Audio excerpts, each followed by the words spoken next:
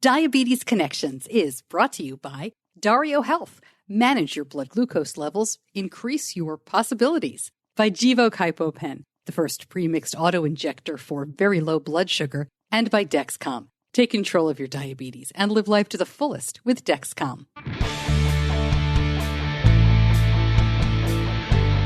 This is Diabetes Connections with Stacey Simms. This week, I'm talking to the authors of the new book, When I Go Low. Mike Lawson and Ginger Vieira have lived with type 1 each for a long time, and they have their favorites when it comes to treating lows. Gummy Lifesavers I really like because they don't freeze and they don't rot. So I keep them in the car. Each Gummy Lifesaver has 4 grams of carbs, I think.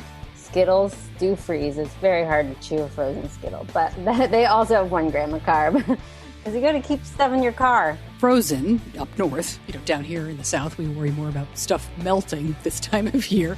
Ginger and Mike and I go in depth on lows, treating, managing, mental health around them, and how those of us without diabetes might better support our loved ones during and after lows. In Tell Me Something Good, you all wanted to report good news at medical checkups, so we'll talk about that, vaccine rollouts, and I have some fun professional news about Benny. This podcast is not intended as medical advice. If you have those kinds of questions, please contact your healthcare provider.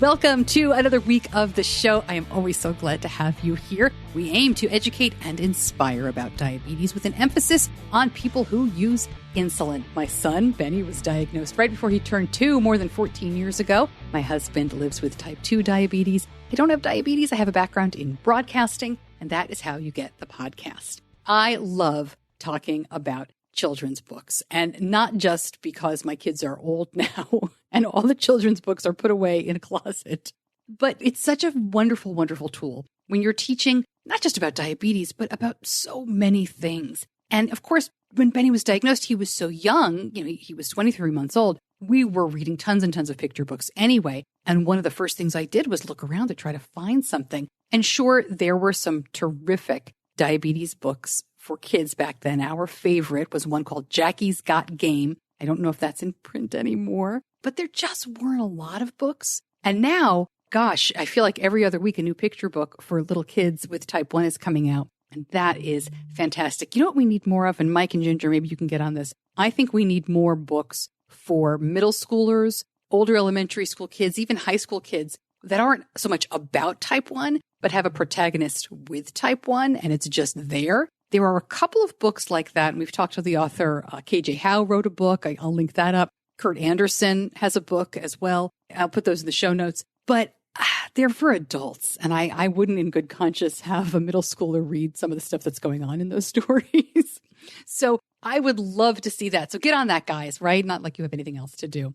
But this episode is going to be about more than books. Ginger and Mike are longtime advocates, and hearing them talk about low blood sugars was really eye-opening to me. I learned an awful lot even after all of these years. I think adults with type 1 are going to really enjoy hearing them talk about their experiences. And parents, we cannot learn enough about listening to our children, to adults with type 1, about what they need from us and want from us and how we can help support them. And even though Benny is more independent every single day, I still need to learn a lot about backing off, helping and supporting and not smothering.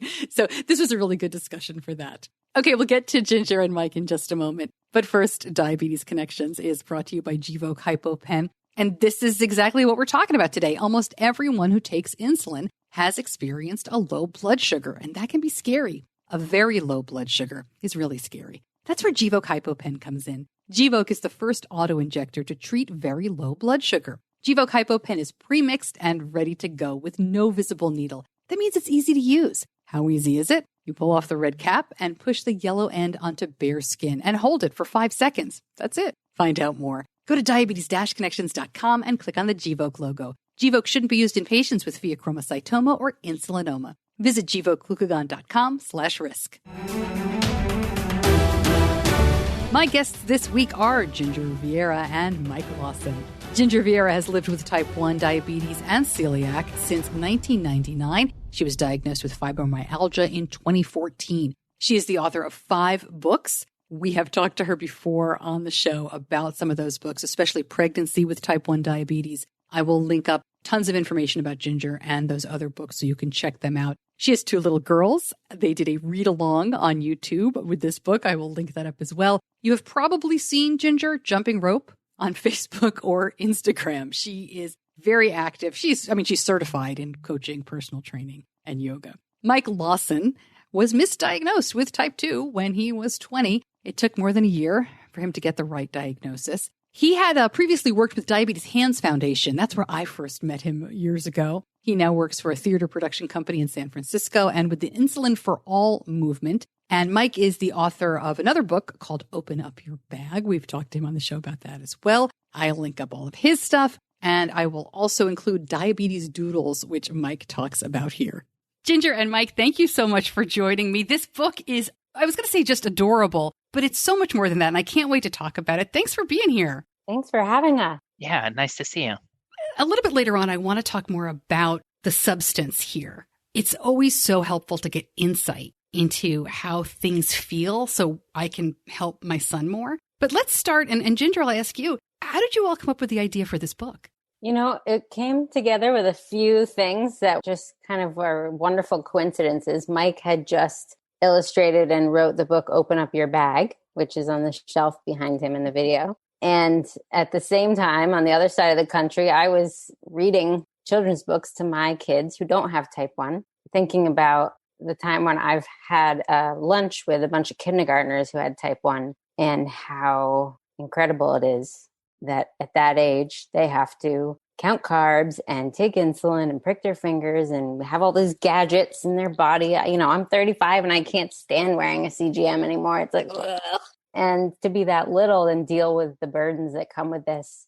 And then I know as a mother, right, like trying to get my 3-year-old potty trained, or even when they are potty trained, of being like, do you need to go to the bathroom? And they're like, nope. And then 10 minutes later, they're like rushing to the bathroom because they can't, you know. And to listen to your body is a skill that you build. And detecting the symptoms of a low is a skill and a degree of self-awareness that is a lot to ask of a little kid. Yeah. That's a long answer to your question. No, it's a great one. I do have a follow-up, though. You were having lunch with kindergartners with type 1? This is a long time ago, but it really stuck with me. I was invited to meet a bunch of the kids in the town where I grew up that had type 1.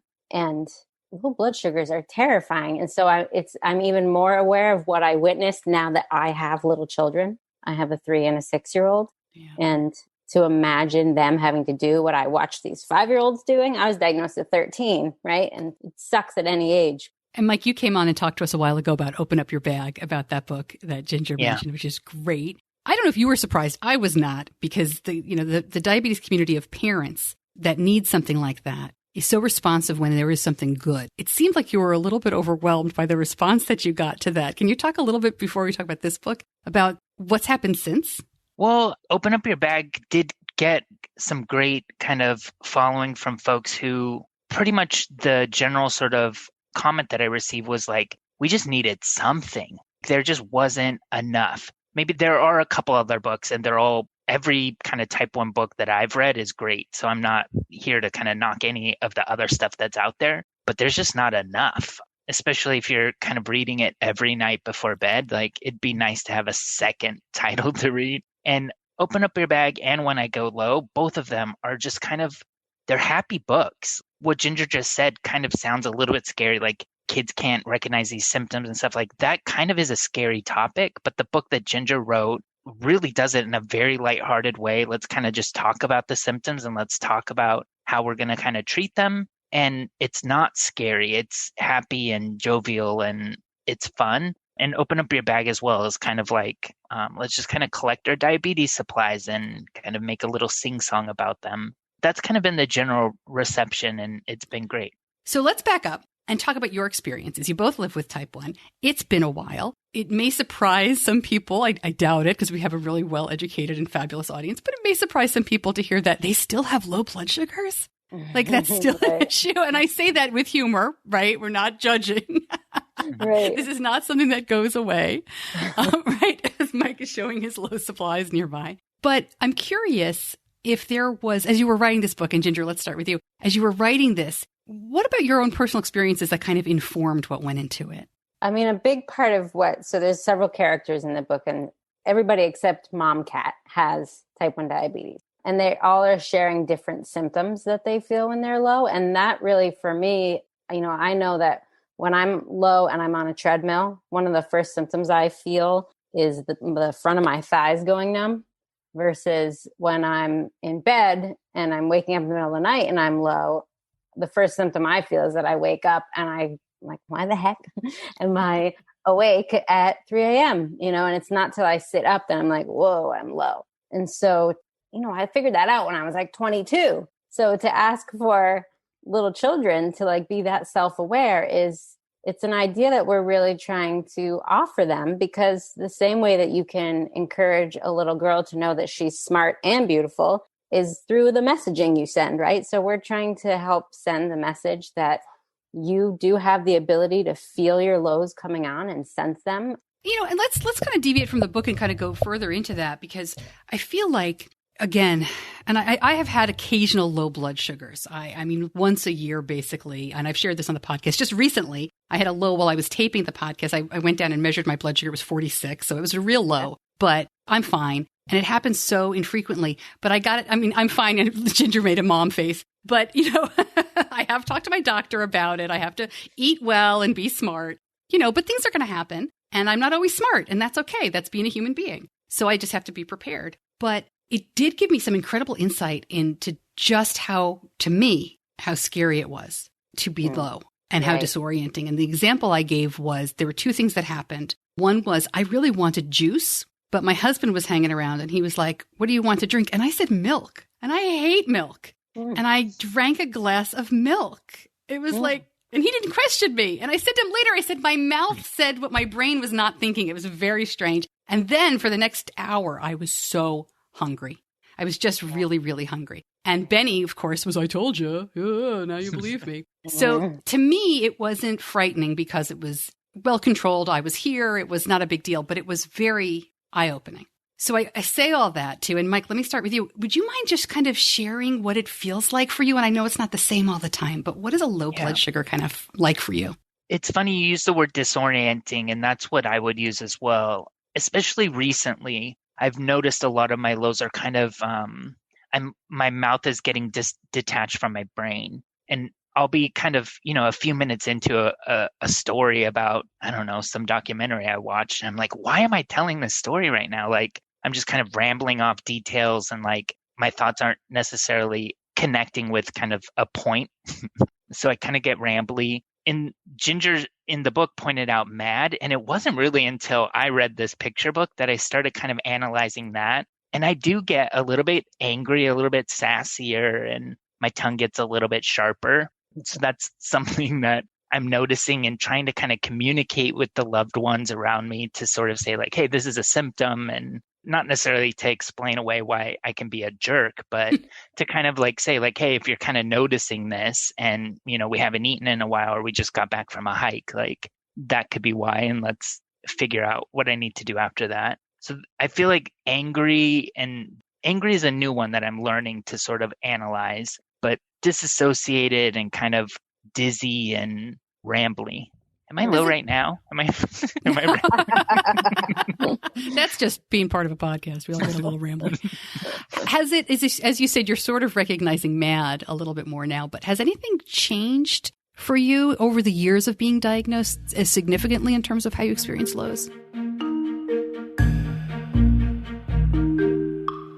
Right back to Mike answering that question in just a moment. But first, Diabetes Connections is brought to you by Dario Health. And one of the things that makes diabetes management difficult for us, that really annoys me and Benny, isn't actually the big picture stuff. It's all the little tasks adding up. Are you sick of running out of strips? Do you need some direction or encouragement going forward with your diabetes management? Would visibility into your trends help you on your wellness journey? The Dario Diabetes Success Plan offers all that and more. No more waiting in line at the pharmacy. No more searching online for answers. No more wondering about how you're doing with your blood sugar levels. Find out more. Go to mydario.com/diabetes connections. Find out more. Go to mydario.com/diabetes-connections. Now back to Mike talking about what has kind of changed for him over the years when it comes to lows.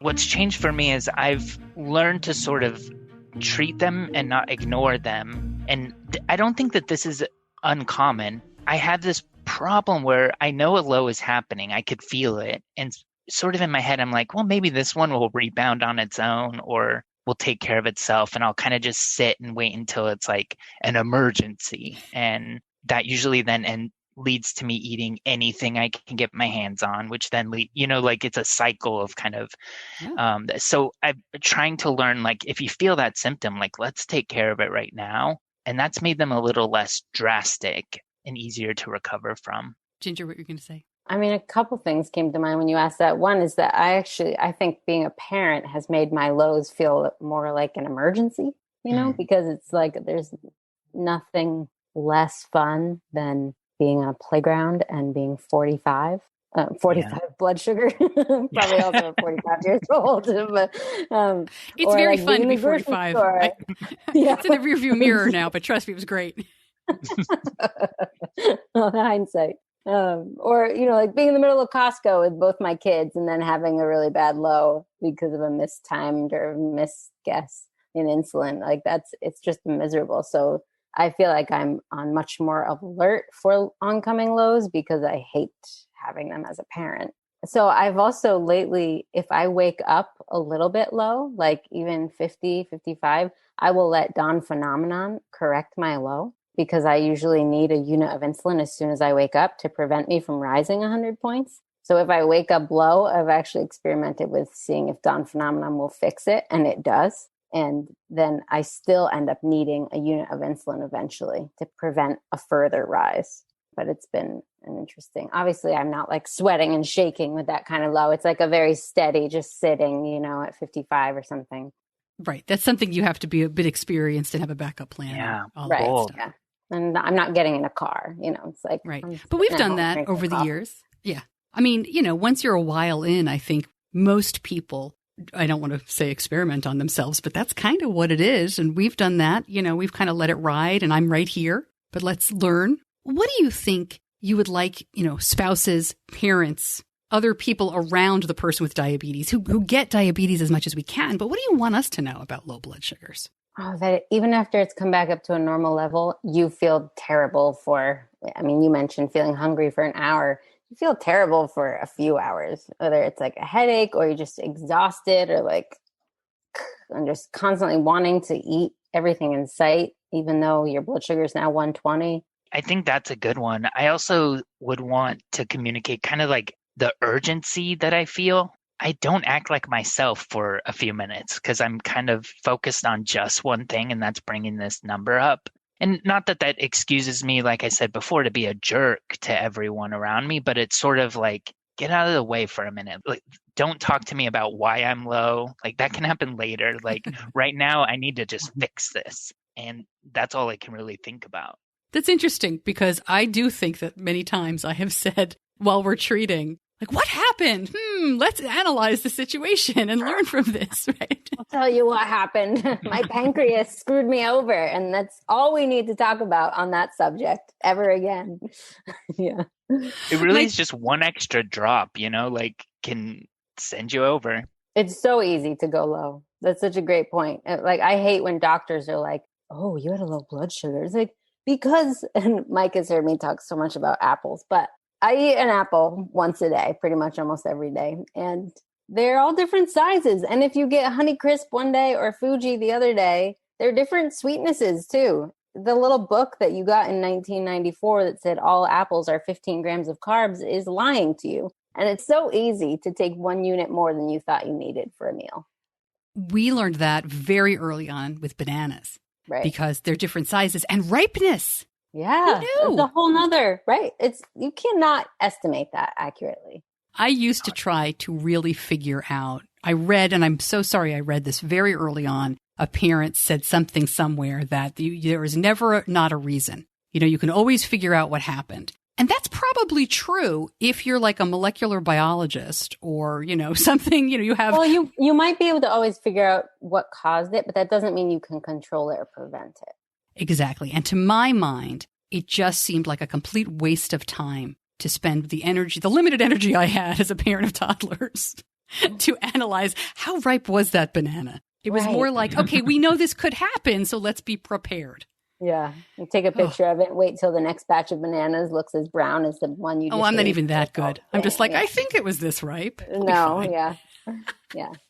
So what's your go-to for treating lows? Mike, you showed us a bag of, I think, what was that, jelly beans or something? But what's your go-to? Jelly beans are new for me. Ginger's helped me in so many ways, man. This is 100% kind of hearing her talk about lows. We've done, a few different talks and stuff after this book. So I've been picking up a lot of tips from her. So I'm trying to sort of get something that's easy to dose because my low treats are not treats. It's not something that I should be kind of looking forward to or enjoying. It's something that I should sort of be able to easily count when I'm in that low brain moment.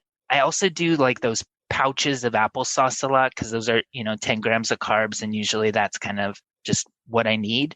And then I kind of can sit on my hands for the rest of the time while my brain wants to eat anything else it can get its hands on. So apple juice and applesauce packets, I don't get a big thing of juice and pour it out because I'm not good at counting when I'm low. So something easy is important to me.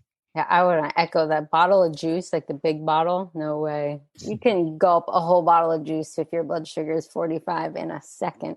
I personally tried to develop like some little rules for myself that I've put into books. That's what Mike is kind of talking about too, I think. And it's to prevent over-treating lows, right? And to treat a low in a way that helps it come up the fastest. So I like to use things like the jelly beans. If you get Jelly Belly brand, they're 1 gram of carb each. So you can treat a mild low with like 8 grams of carbs. Gummy Lifesavers I really like because they don't freeze and they don't rot. So I keep them in the car. Each Gummy Lifesaver has 4 grams of carbs, I think. Skittles do freeze. It's very hard to chew a frozen Skittle, but they also have 1 gram of carb because you got to keep stuff in your car. And we're in the South, so we can't keep stuff that'll melt. We can't keep candy in the car. Yeah. So it was funny. I was trying to think of frozen Skittles, what you were talking about, and then I realized that most of the country gets a cold winter. Yeah. Yeah. It's keeping stuff in the car.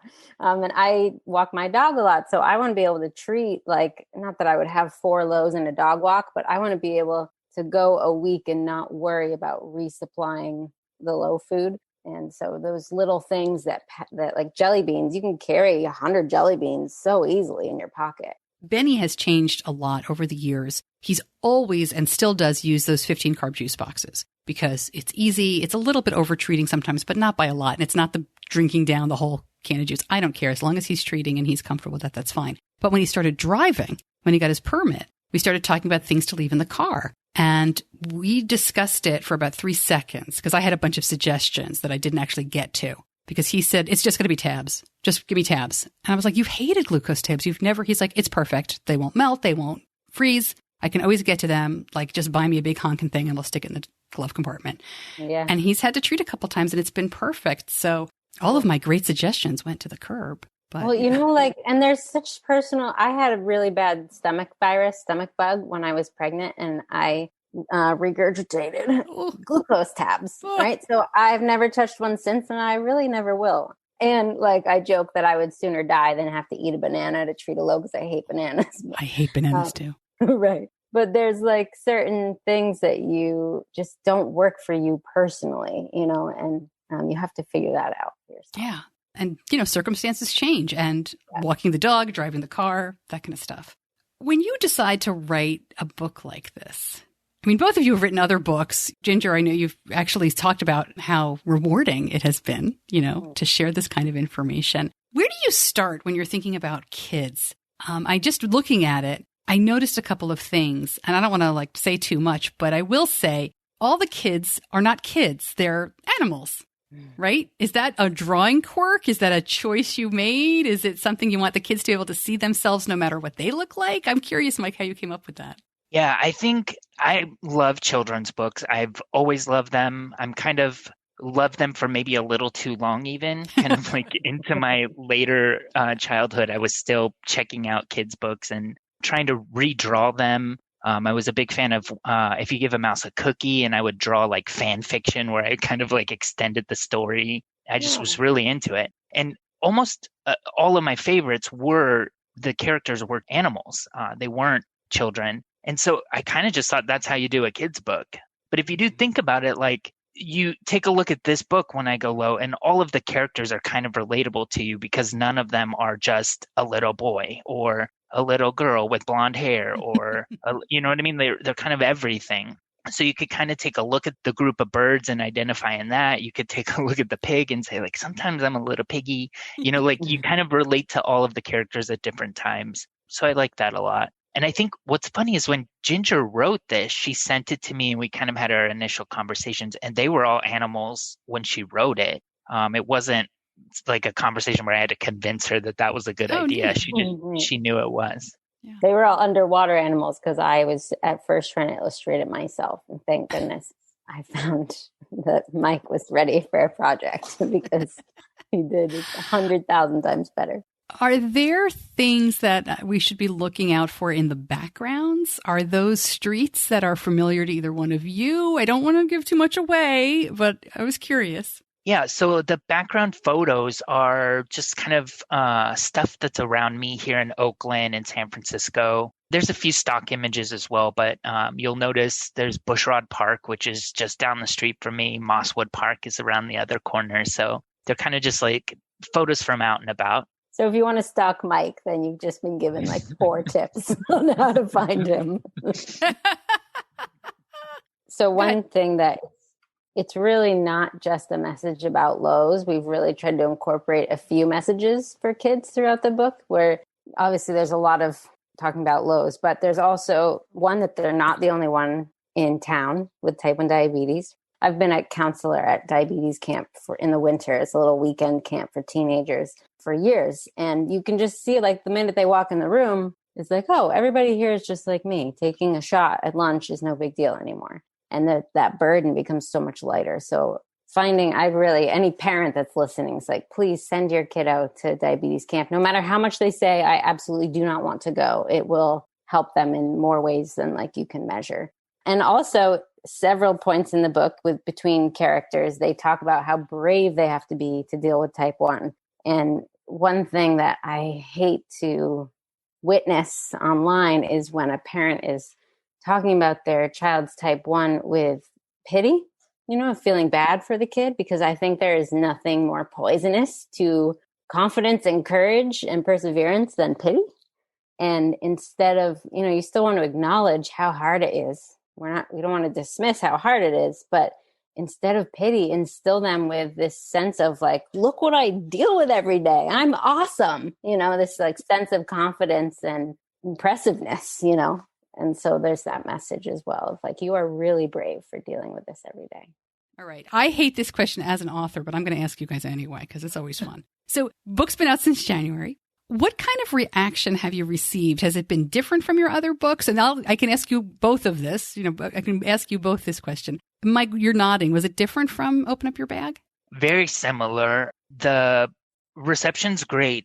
Seeing parents and children holding the book and talking about conversations that they've had thanks to the book is great.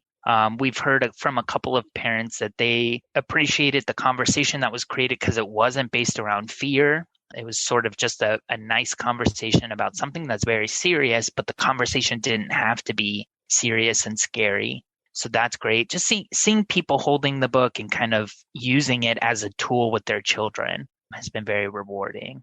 Ginger, I'm sure it's a little different than some of your other books. Well, we did get the question of like, how could a cat and a mouse possibly exist as friends in the same universe? That was our harshest critic, and she's 4. Excuse me. Yeah. That's awesome. We're trying to forge new communities, I mean, I think with any book, it's the same feeling of like, it doesn't matter if it's always rewarding because you get that this affected me in a positive way and it made living with type 1 diabetes a little easier today or this week or ever. It doesn't matter what it is. It's worth it. One of the unfortunate trends I've noticed really just in the last 5 to 8 years among parents is, listen, you always want to respect lows, right? You don't want to ignore them. You want to treat, you want to learn about them. But there seems to be, I don't know if it's a CGM thing or a social media thing. I see more and more parents who are afraid to let their children do things away from the house, sports, all that stuff because of low blood sugar. Are you kind of hoping that even though this is a book aimed at the kids, that the parents might kind of understand a little bit more about it? Ginger, you're kind of making me nervous with your face there. Like I mean, the technology, I feel like CGMs has really changed how people parent children with type 1.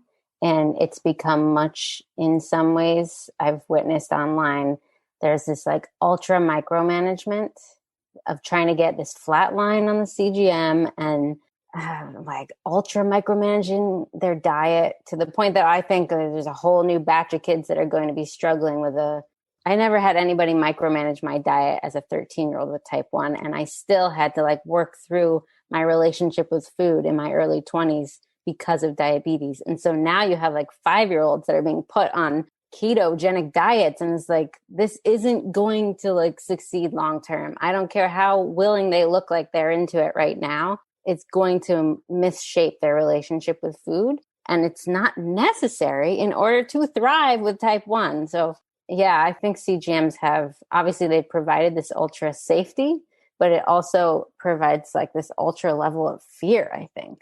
I just feel like we need to find better ways to use the technology to thrive and let our kids, thrive with it.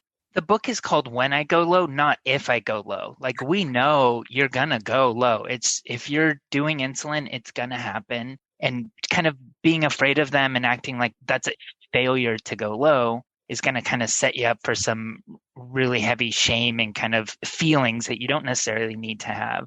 I don't know. It's a complicated story. I understand why you might fear lows, but personally, my fear of low blood sugar has actually led to my highest A1Cs because then I'm under treating or under injecting insulin and sort of like living high, which isn't good for me either. So you kind of have to figure out how to walk as close to the line as possible. And sometimes you're going to dip below the line and sometimes you're going to be above the line, but that's the game. And there's so much pressure these days to get an A1C that's like in the low 5s and the high 4s because of ketogenic diets. And now an A1C of 6.1 is like, oh, that's no good. And I see it in parenting communities. And I feel really bad for the kids where like you can live an extremely long, very healthy, complication-free life with an A1C in the 6s. This is not, like you don't need to put your kid through taking away joys of being a kid. Yeah. To get an A1C, that's crazy. It's complicated, and I really hope that books like this help because it's the parent who's reading it. The kid can learn a lot, but sometimes the parent, I know for me, it's always helpful when I learn from people who actually live with type 1.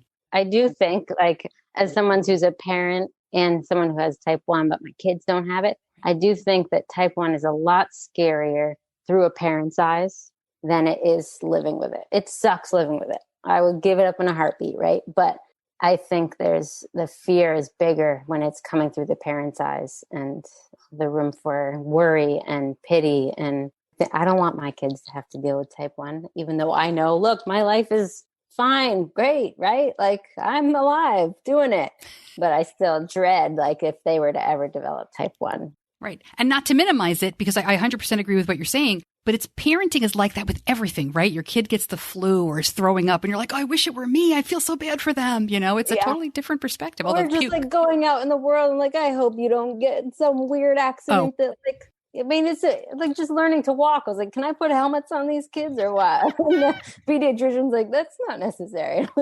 But there are sharp things. And I'm not really a worry like that. But like suddenly you just, Parenting. Yeah. All right. Before I let you go, silly question. Are any of the names in the book named after people or anything that you want to share? They're just names we love. Yeah. We're working on a second one. Ooh, can you give us any hints? Oh, Mike, how much should we reveal? You do it. Is it the same topic? No, not the same topic. It's called Ain't Gonna Hide My T1D. That's all we're going to tell. All right. We do have a website, which is diabetesdoodles.com. Free downloadable supplemental worksheets, some word searches and coloring pages that go along with the book. You can also find links to buy When I Go Low and Open Up Your Bag there. Well, I was curious, have you heard from siblings? I meant to ask that. Have you heard from siblings that read this? Like, no. You know, we've heard from actually parents who have type 1. A dad ordered it to read to his kids so they would understand his type 1 better. And I've read it with my kids. We have a read aloud on my YouTube. And they know I have type 1 diabetes. And they know, like, leave mommy alone. She's low. So it's definitely... I think grandmas could benefit from it. I think my aunt could benefit from reading it. You know, she thinks, oh, we've had it so long. You take such good care of it. It's easy for you. You know, it's like, nope, I still go low, just like the cat. Yep. Well, thank you both so much for coming on and talking about this. I loved hearing the stories behind it and getting better perspective, and keep us posted when the next one's coming out. That's exciting. Thank you. Thanks for having us.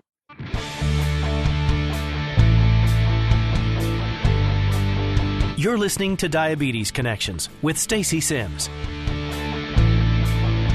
More information about everything we talked about, just go to diabetes-connections.com. There's an episode transcription. You can go to the homepage and learn lots more and order the book as well. And if you do, please leave them an Amazon review. I loved the book. I left them a review. You can read it on the Amazon homepage. I just think that, especially for younger children, a book like this is so helpful because you can't expect, and I didn't say this during the interview, but I'll say it here. Reading this book doesn't mean that your child is going to recognize lows, right? I think that's one thing that I get asked a lot, especially when it comes to toddlers and children, frankly, under the age of 6 or 7. How come my child can't recognize lows, or when can I expect that to happen? And every kid is different, and your endocrinologist may have more information for you about this. But I think it's unrealistic to expect a 3-year-old or even a 5-year-old, or sometimes a 7-year-old, to really understand, recognize, and articulate that they're having a low blood sugar. Unless you have a child who is a preschooler and says, Mom, I think I'm having an ear infection, or I have a headache, perhaps I have a sinus infection. Kids don't think like that. They don't talk like that. They don't know what's going on. They don't even have the tools to articulate. My daughter is a great example. My daughter Leah doesn't have diabetes. And when she was little, she had a series. She would get chronic ear infections for over a year and a half. We finally did ear tubes and cleared everything up. But she used to get an ear infection and she would punch us. She would just get angry. She wouldn't even say my ear hurts, or she wouldn't point to her ear and say my ear hurts. We just knew something was going on. This was between the ages of probably 2 and almost 4, because she would be mad at us. And I think with lows, with little kids, it could be the same thing. You can talk to them more about how to recognize it, and a tool like this could probably help speed up the process. But that's the only thing I would caution about. And Mike and Ginger aren't making any claims like that. It's just a question that I get asked quite often. All right, tell me something good in just a moment. But first, Diabetes Connections is brought to you by Dexcom. So I was watching a movie with my husband the other night, with my husband Slade, and I got a Dexcom alert. Benny was upstairs in his room. And for some reason, it just took me back to the days when we basically had blood sugar checks on a timer. Do you remember this? Some of you people who've been around for a while. We would check, doing a finger stick, the same times every day at home and at school, and of course, whatever extra we needed to. It's amazing to think about how much our diabetes management has changed with Dexcom Share and Follow. I didn't stop the movie to get up and check him. I knew what was going on. I mean, I could decide whether to text him. I could decide whether I needed to go up and help out. Using the Share and Follow apps have really helped us talk less about diabetes, which I never thought would happen with a teenager. Trust me, he loves that part too. That's what's so great about the Dexcom system. I think for the caregiver or the spouse or the friend, you can help the person with diabetes manage in the way that works for their individual situation. Internet connectivity is required to access Dexcom Follow. Separate Follow app required. Learn more at dexcom.com/compatibility.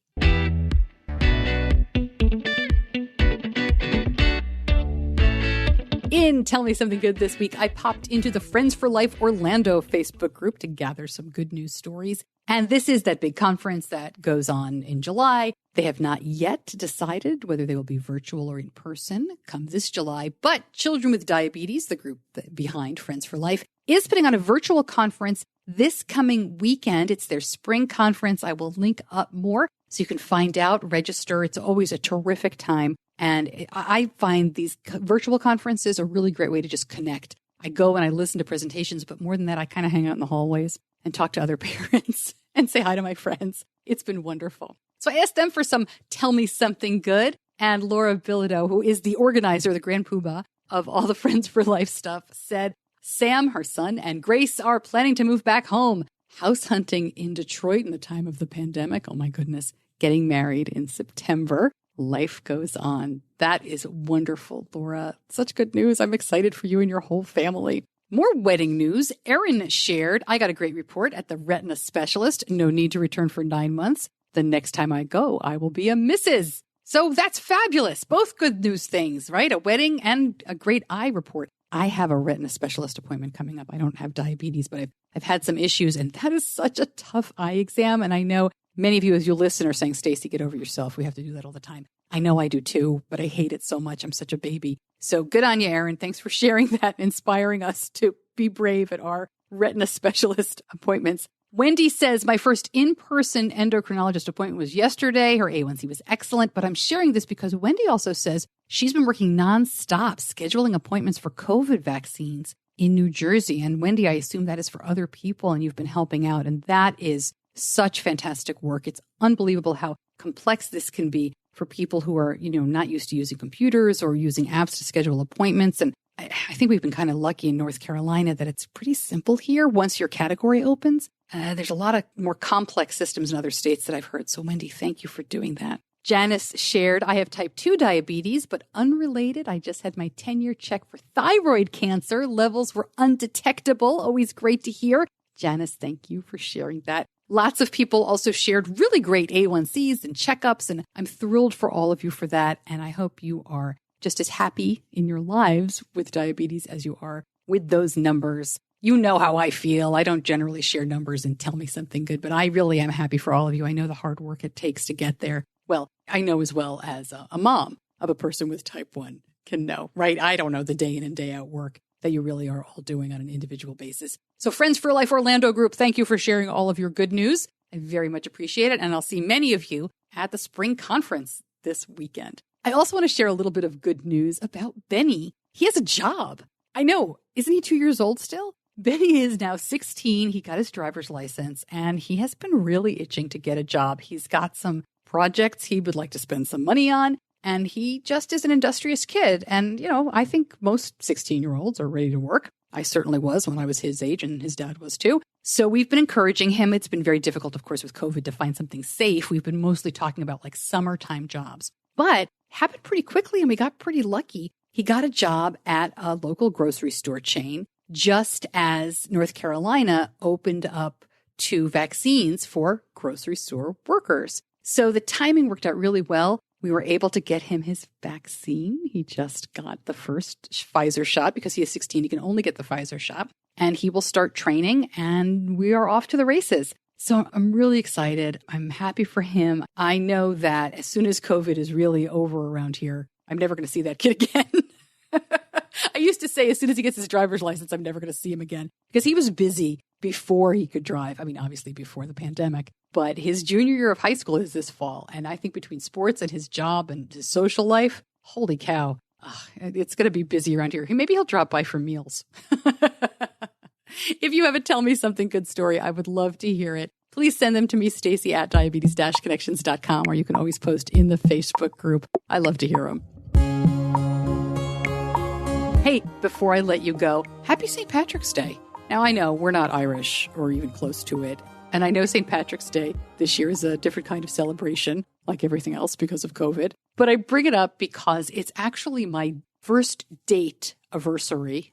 Yes, I made that up. With my husband, Slade. And I don't know if I've ever told this story before on the show, so I'll tell it now. Slade and I met at a TV station in upstate New York. Shout out to Utica. Very small city in upstate New York between Syracuse and Albany. I was hired at WUTR in December of 1993. I had been working here, there, and everywhere in radio in Westchester County, just grabbing some part-time jobs where I could. And then I got hired full-time to do this TV job in Utica. And then a little bit more than 6 months later, I got a new job at WKTV, the other TV station in Utica. And my commute got 5 seconds shorter because it wasn't even across the street. These two TV stations were on top of a big hill, and they were the only thing on top of the hill. So it was like parking lot building.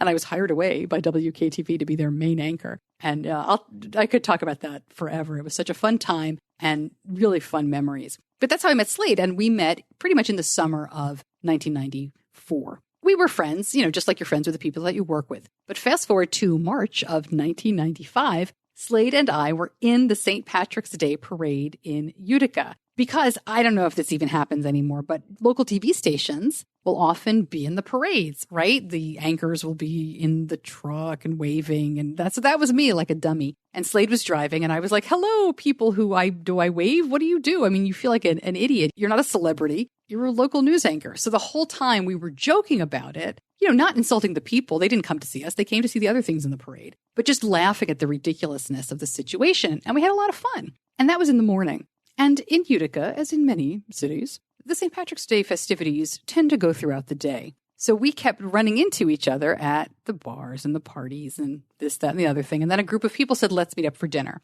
So I went home, took a nap, took a much needed shower, went out to dinner. And as it had happened during the day, the group was kind of getting smaller and smaller and smaller. And then the dinner group said, let's go to Turning Stone Casino, which is a gambling establishment about 30 minutes away from Utica. So a bunch of us went, and that group was smaller than the dinner group, but it was still pretty sizable. And Slade and I had a blast. I love to play cards. That's another story. And I really enjoy casinos. And it's probably a good thing that when we moved to North Carolina 20 years ago, the only casino was like 2.5 hours away in the mountains, and it is nothing special. I think they've improved it, but we've decided not to go, maybe until we retire.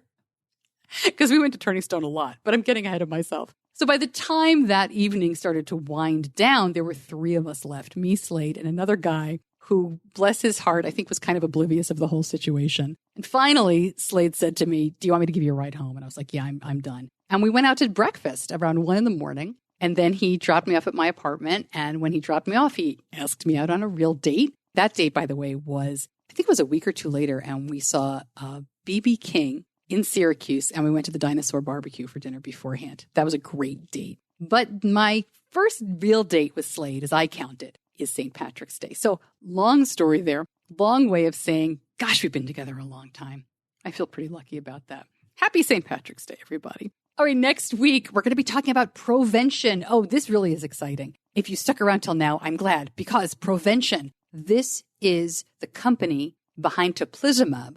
Does that sound familiar? That's the drug that TrialNet and other studies have shown can prevent the onset of type 1 diabetes for up to 3 years. So far, I say up to, but it's the 3-year study so far. So we're going to go in depth, who it works for, what it's all about. It's in front of the FDA right now. So this is a really interesting and exciting prevention treatment, not in mice, but in people. We'll talk about that next week. In the meantime, of course, we'll have a classic episode in just a couple of days, so please stick around for that. Thanks, as always, to my editor, John Buchanan from Audio Editing Solutions. Thank you so much for listening. I'm Stacey Simms. I'll see you back here in a couple of days. Until then, be kind to yourself.